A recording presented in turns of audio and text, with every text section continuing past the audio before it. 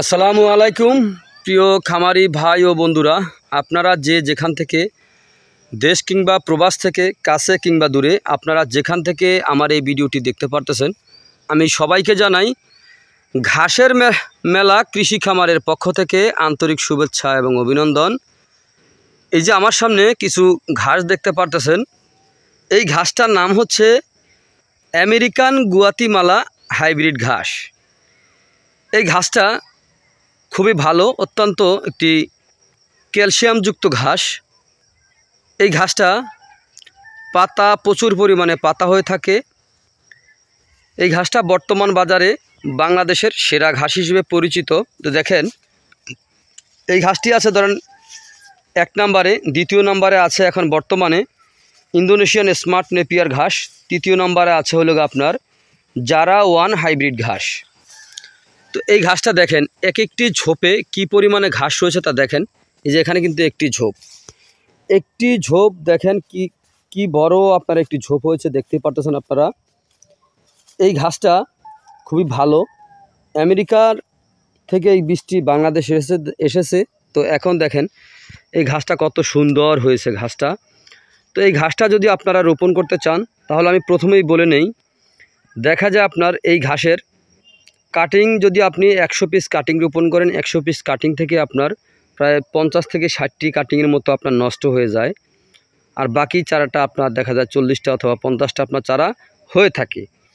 আর চারা যদি আপনি রোপণ করেন, এই ঘাসের যদি চারা রোপণ করেন, চারা রোপণ করলে দেখা যাচ্ছে আপনার 100 পিস চারা যদি রোপণ করেন তাহলে 100 পিস চারার মধ্যে আপনার 100 পিস চারাই আশা করা যায় টিকে থাকে। তো আমরা তো চারাও রোপণ করেছি, তারপরে কাটিংও রোপণ করেছি। তো আমরা দেখেছি এটা ট্রাই করে যে কোনটা ভালো হয়।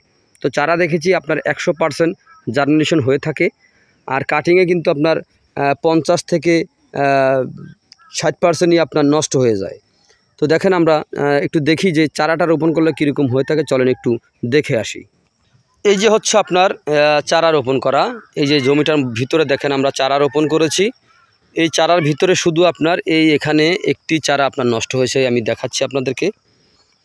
এই যে দেখেন এখানে শুধু একটি চারা নষ্ট হয়েছে, তাও আবার একটি রোপণ করেছি। দেখেন এটাও কিন্তু জাতা হয়ে গেছে। তো দেখেন প্রতিটি ঘাসের ভিতরে দেখেন প্রথম কিন্তু আমরা একটি চারা রোপণ করেছি।